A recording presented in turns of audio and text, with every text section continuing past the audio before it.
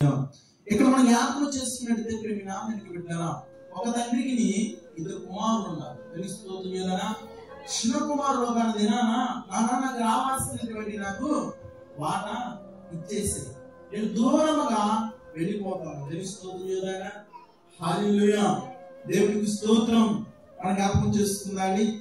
13 కొన్ని దినమైన తర్వాత వాళ్ళ చిన్న కుమారుడు సమస్తం సమకూర్చుకొని దూరదేశం ప్రయాణమైపోయి అచ్చట తన ఆస్తిని దుర్యోపానమ పాడు చేసెను. దేనికి స్తోత్రం చేయాలన్నా, తండ్రి రావాల్సినటువంటి వాట ఇచ్చేసాడు, దూర దేశానికి వెళ్ళిపోయాడు, తన ఆస్తిని అంతా కూడా దుర్యోపానం చేసేసాడు.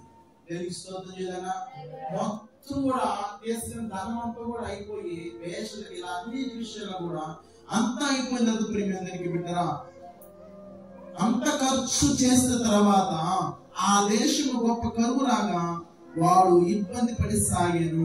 ఆ దేశంలో ఒకటి చెత్త చేరెను, అతడు పందులు మేపుటకు తన పొలంలోనికి వారిని పంపాను. హల్లెలూయా. తండ్రి జాడలో ఉన్నప్పుడు ప్రతిరోజు కూడా మంచి వస్త్రాలు కట్టుకున్నాడు, 3 పూటలు భోజనాలు.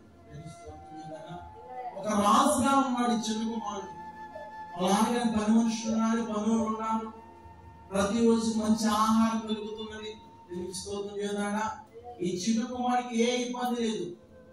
ఏం చేయాలా, బడికి పోయా, చదువుకో, నీ కాళ్ళ మీద నిలబడు, మాకు ఇంకంతకన్నా దళితికి ఏమన్నా స్తోత్రం చేద్దాడా. అలా కొన్నాళ్ళకి నువ్వు ఏమనుకున్నాడేమో, ఏమనుకున్నాడేమో, ఒక రోజున చెడు ఆలోచన వచ్చింది, చెడు తలంపులు వచ్చింది. ఏమొచ్చింది, మా నాన్నకడ నా ఆస్తి నా బాగా తీసుకుని పోతే అది ఇలా టార్చర్ చేసేవాళ్ళు ఉన్నారు కదా, పొద్దుగుకులు కాలేజీలు చెప్పేవాళ్ళు ఉన్నారు కదా, పొద్దుగుకులు బైబిల్ చదవమని ఉండేవాళ్ళు ఉన్నారు కదా, పొద్దుగుకులు ప్రార్థనకి వెళ్ళేది జీవితం మార్చిన ఉన్నారు కదా అని అనుకుని నాకు రావాల్సిన వాటా నేను ఇస్తే నీ వెళ్ళి జాగా సంపాదించుకుంటాను అనుకున్నాను. తెలుస్తుందో కదా. మొత్తానికి పోయాడు తండ్రి కదా, తన ఆస్తిని ఇచ్చేసి పోయాడు. పోయిన తర్వాత కొంత కాలానికి తీసుకెళ్ళి డబ్బు అంతా అయిపోయిందంట. తెలుస్తుందో కదా. కూర్చుంటే తిన్నా వండ కూడా తగ్గుతాయి అన్నట్టు తీసుకెళ్ళి ఆస్తి అంతా అయిపోయింది. ఇదేం చేయాలి చిన్న కుమారుడు? తెలుస్తుందో కదా.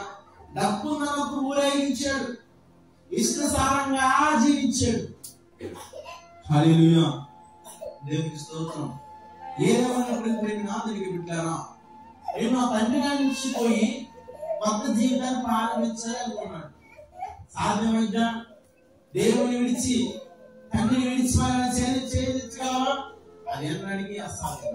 ఇతను వెళ్ళాడు, ప్రయోజనం ఏం లేదు కానీ ఆ రథంతో కూడా అయిపోయాడు, దుర్యోపాలం చేసుకుని దిక్కు లేని వాడిగా అయిపోయాడు. తెలుసుకోతుంది కదా. ఆ ప్రాంతంలో గొప్ప కరువు రాగా ఎక్కడికి వెళ్ళాడు? పందులు మేపడానికి వెళ్ళాడు. తెలుస్తుంది కదా. తండ్రి కారణప్పుడు తన జీవితం ఎలా ఉంది? 3 పూలు 6 కాయలు. తెలుస్తుంది కదా. సమయానికి పోతున్నాడు, సమయానికి బట్టలు కట్టుకున్నాడు, సమయానికి ప్రతిదీ కూడా అన్ని ఆయన కాళ్ళకు వచ్చి తండ్రి గారు ఉన్నప్పుడు తండ్రి విడిచిపెట్టిపోయిన తర్వాత ఎక్కడ పందులు మేపే పొట్టు తినే కాడికి వచ్చింది. దేవుని స్తోత్రం చేద్దాడా. హల్లెలూయా, దేవుని స్తోత్రం. ఇది మనము కూడా మన జీవితంలో గమనించాలి. దేవుని గురించి మనం ఏదో చేయాలనుకుంటాం, అది అసాధ్యం. నా నుండి మీరు ఏది కూడా చేయని వాక్యం చెబుతుంది. కాబట్టి ఏదైనా కూడా దావీదు మరణకరమైన సమయంలో తన కుమారుని విడిచి సొలొమోనుతో, నువ్వు ఏ పని చేసినా కానీ ముందు దేవుని ముందుంచుకో. స్తోత్రం చేద్దాడా. ఎవరి ముందుంచు? దేవుని ముందుంచి దేవుని అడుగు జారి నడువు, ఈ విజయాన్ని సాధిస్తావు. కానీ మనం ఈ దినాలు ఎలా ఉన్నాము? దేవుడు వెనక పెడుతున్నాము, మనము ముందుంటున్నాం. దేవుడు ఆయా ఆశీర్వదిస్తాను. ఏది దీవించబడుతున్నాము, దేవుడికి ఇవ్వాల్సిన ప్రత్యేక ఇవ్వాలి కదా. దేవుడు మనస్సు ఇచ్చారా, మనం దేవుడు సూచించుకున్నామా? ఆయనే మనం దీవించుకున్నప్పుడు ఆయన మాట మనం వినాలి కదా. ఈ కుమారుడు కూడా అంతే. దేవుని స్తోత్రం చేద్దామా. ఆ తండ్రిని విడిచి నేను ఏదో సాధించాలనుకున్నాడు. ఏం సాధించాలి? ఎక్కడికి వెళ్ళాడు? పందులు తిరిగి కూర్చోడానికి. హల్లెలూయా. దేవునికి స్తోత్రం చెప్పాలా ఏంటన్నా? పండు తినే పొట్టు కానికి వచ్చిన తర్వాత వాడు ఆ పండును తిని పొట్టు తన కడుపు నింపుకొని ఆశపడెను, కానీ ఎవడు వారికి ఏమీ ఇవ్వలేదు. అయితే బుద్ధి వచ్చినప్పుడు వాడు నా తండ్రి యొద్ద ఎంతమంది కూలిన వాళ్ళు ఉన్నారు, అన్నము సమృద్ధిగా ఉంది, నేనైతే ఇక్కడ ఆకలికి చచ్చిపోతున్నాను. ఎప్పుడు వచ్చిన బుద్ధి? పండు తినే పొట్టు కాడ తెలుసుకోతుంది కదా, అక్కడ వచ్చిన బుద్ధి తెలుసుకోతుంది కదా. అంటే ఎప్పుడు వచ్చిన బుద్ధి? అన్ని చక్కగా ఉన్నప్పుడు బుద్ధి. ఏదో కొలువు అయినప్పుడు, ఏదో లోపమైనప్పుడు, కుటుంబంలో ఆర్థిక స్థితి పెడితే ఇది ఎక్కడ కూడా అలా కాదు. డాక్టర్లు కూడా చేతులు ఎత్తేసినప్పుడు సమయంలో ప్రభువా నీవే దిక్కు అని మనం ఎలాగైతే బాధపెడతామో, ఇతను కూడా ఆకలికి ఆనందిస్తూ పందులు తిని పుట్టిన ఆకలికి అప్పుడు బుద్ధి వచ్చిందంట. తెలుసుకోవద్దు ఏదైనా తండ్రి ఎలా ఉన్నాడమ్మా? సమృద్ధిగా ఉన్నాడు. ఆహార విషయంలో, వస్త్రాల విషయంలో, పేరు ప్రత్యేకతలో, ప్రతి విషయంలో కూడా చక్కగా ఉన్నాడు. కానీ తండ్రి నుంచి ఎప్పటికీ వేరేడు ఆలోచించింది. దేవుని సన్నిధికి వచ్చిన మన జీవితం ఎలా ఉంది, దేవుని విడిచిపెట్టిన తర్వాత మన జీవితం ఎలా ఉంది మనం జ్ఞాపకం చేసుకోవాలి.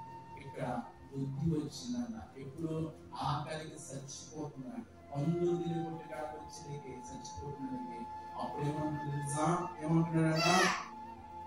అయితే బుద్ధి వచ్చిన వాడు నా తండ్రి యొక్క ఎంతమంది కూలిన వాళ్ళు ఉన్నారు, అన్నము సమృద్ధిగా ఉంది, అయితే ఇక్కడ ఆకలికి చచ్చిపోతున్నాను.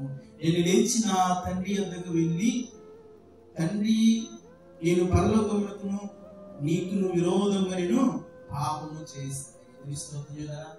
ఒకటి పరలోకపు తండ్రి ఎదురు పాపం చేశాడు, తర్వాత తన తండ్రి ఎదురు కూడా పాపం చేశాడు. తిరిగి స్తోత్రం చేయడానా?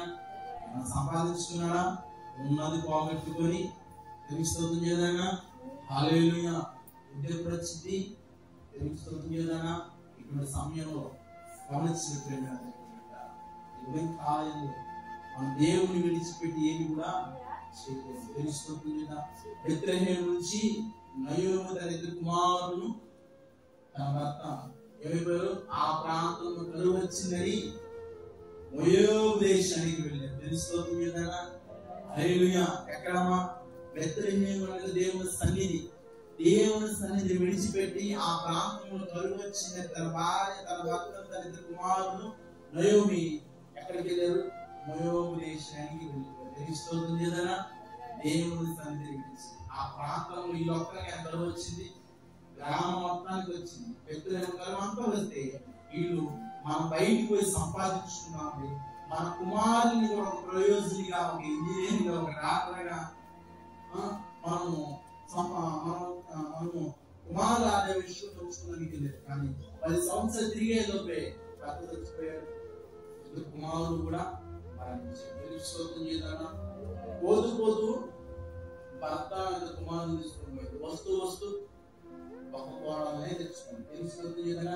అర్థం చేసుకోవాలా? దేవుని సన్నిధి విడిచిపోతే ఎటువంటి ప్రయాణాలు, ఎటువంటి ప్రమాదాలు గ్రహించాలి. తెలుసుకోవద్దు ఏదైనా? హల్లెలూయా. అర్థమవుతుందా? గమనిస్తున్నారా? ప్రేమ దగ్గరికి పెట్టారా? కోల్పోయి తిరిగి పొందుకోవాలి. మన బుద్ధి ఏ విషయంలో తెలియదో దేవుని సన్నిధి ఉంటే దేవుడు మన జీవితాన్ని కట్టగలిగినటువంటి సమర్థుడు. తెలుసుకోవద్దు ఏదైనా? హల్లెలూయా. నీ బుద్ధి ఎప్పుడు వచ్చిద్దామా? మన జీవితంలో కూడా కొన్ని అనుభవిస్తూ ఉంటాం.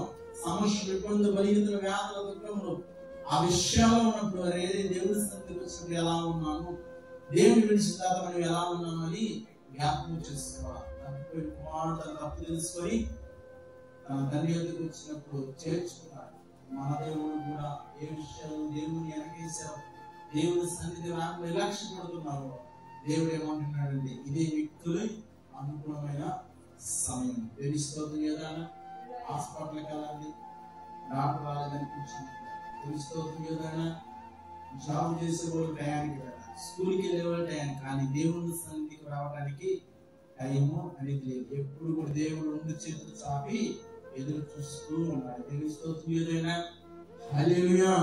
దేవునికి స్తోత్రం. చేసిన తప్పును ఒప్పుకోవాలి. మరి ఏ విషయంలో తప్పు చేస్తే ప్రభువా తప్పేనయ్యా, దేవుని సన్నిధిని విడిచిపెట్టడం తప్పే.